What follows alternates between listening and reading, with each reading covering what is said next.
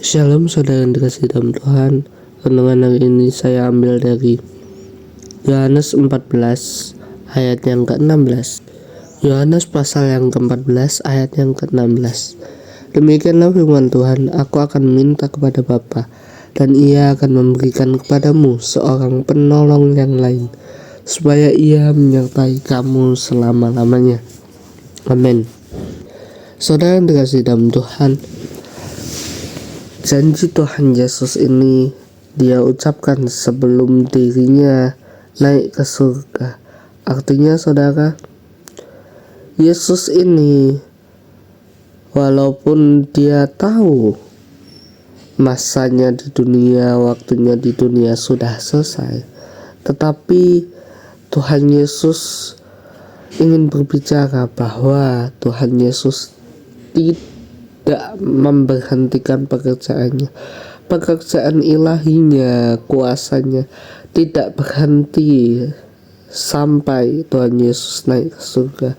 Dikatakan di sini, dan ia akan memberikan kepadamu seorang penolong yang lain. Penolong yang lain dalam bahasa aslinya yaitu Parakletos, Roh yang kudus, Roh yang suci. Nah saudara, ini menunjukkan bahwa setelah Tuhan Yesus naik ke surga, Tuhan Yesus tidak berhenti bekerja, tetapi Tuhan Yesus bekerja melalui Roh Kudus. Roh Kudus itulah yang menjadi tanda meterai untuk orang-orang percaya, untuk orang-orang yang dipilih oleh Allah. Nah, Roh Kuduslah inilah yang pada akhir zaman nanti yang akan membawa roh kita untuk menuju kepada kehidupan kekal. Nah, saudara, ini bukan semata-mata ucapan saudara, tetapi ini janji yang secara literal dapat diartikan bahwa Tuhan Yesus walaupun secara fisik tidak kelihatan secara nyata, tetapi Tuhan Yesus menyatakan lewat Roh-Nya, Roh Kudus. Dari Roh Kuduslah itu ada kuasa. Makanya di dalam Kisah Rasul 1 ayat yang ke-8, kamu akan menerima kuasa kalau Roh Kudus turun ke atas kamu, dan kamu akan menjadi saksiku sampai ke belahan dunia. Nah, ini saudara, Roh Kudus bukan hanya sebagai tanda saudara, bukan hanya sebagai istilahnya simbol kalau kita memang benar-benar percaya Yesus, tetapi fungsi daripada Roh Kudus itu lebih daripada itu. Dia dikatakan menolong, yang artinya kalau kita baca di ayat sebelumnya, Yohanes 14 ayat yang ke-15, jika kamu mengasihi aku, kamu akan menuruti segala perintahku. Nah saudara, ini ada hubungannya dengan ayat yang ke-16. Dikatakan penolong, itu artinya Roh Kudus sanggup menolong setiap orang percaya untuk melakukan firman Tuhan, untuk melakukan perintah-perintah Tuhan. Yang awalnya, yang sebelumnya malas baca Alkitab, sebelumnya malas saat teduh, malas ke gereja, malas untuk menyanyikan lagu rohani, dengan adanya Roh Kudus, ketika sudah menerima Roh Kudus, kita akan semakin mengasihi Tuhan, saudara. Kita semakin membangun kedekatan dengan Tuhan, semakin baca Alkitab, semakin bersekutu, semakin pujian penyembahan saat teduh dan lain sebagainya, saudara. Hukum kasih saudara, 2 hukum kasih di dalam perjanjian baru ini tidak menghilangkan 10 hukum Taurat tetapi menggenapinya. Artinya apa saudara? Menggenapi dalam artian Tuhan Yesus menyempurnakan pola pikir manusia.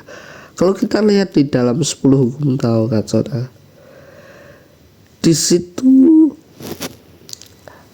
yang paling banyak ditulis adalah jangan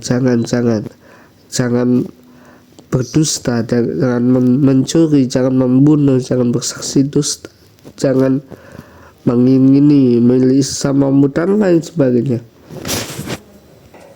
Nah, kalau kita melihat kata jangan, ini justru berarti kita mengandalkan kekuatan diri kita sendiri untuk tidak melakukan dosa.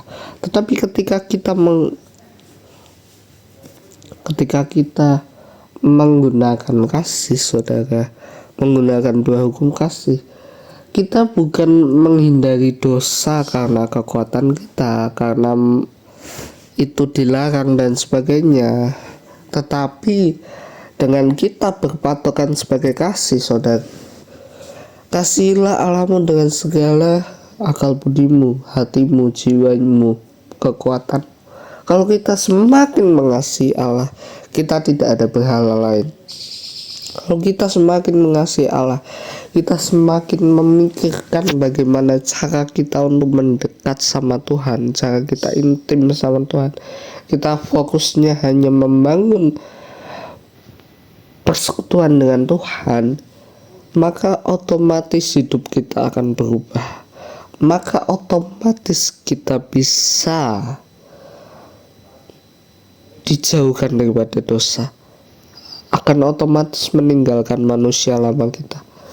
Tetapi kalau kita tidak memiliki kasih, kita jarang intim dengan Tuhan, maka semakin mudah juga iblis menggoda kita. Makanya 2 hukum kasih ini bukan untuk menghancurkan, bukan untuk meniadakan hukum Taurat, tetapi memperbaiki pola pikir manusia.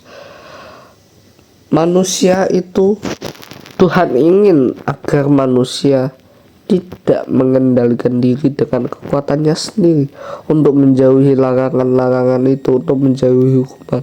Tetapi lebih daripada itu, Tuhan ingin manusia membangun kedekatan, keintiman dengan Tuhan, bukan hanya sekedar menjauhi larangan, menjauhi hukuman, menjauhi dosa. Menjauhi dosa tetapi tidak intim dengan Tuhan sama aja, engkau tetap bisa jatuh dalam dosa.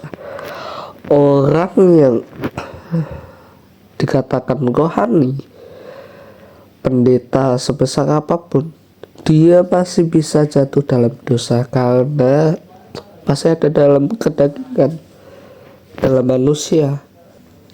Itu aja orang yang sudah intim dengan Tuhan, sudah kenal dengan Tuhan. Apalagi kita yang hanya orang awam biasa, yang hanya menjauhi larangan dosa itu. Kita cenderung mengandalkan kekuatan kita sendiri. Nah, dengan hukum kasih ini Tuhan mau agar umatnya tidak hanya mengandalkan untuk menjauhi dosa, mengandalkan kekuatan untuk menjauhi kejahatan, tetapi biarlah kasih ini mengingatkan kita, apabila kita mengasihi Tuhan, kita intim dengan Tuhan, kita bersekutu dengan Tuhan, kita saat teduh, kita berdoa, baca Alkitab, bangun persekutuan, bangun peribadahan, maka daripada situ itu sudah otomatis kita mengubah cara hidup kita dari cara hidup yang buruk, yang tidak baik, menjadi yang benar, yang baik, dan yang berkenan di hadapan Tuhan. Tuhan Yesus memberkati.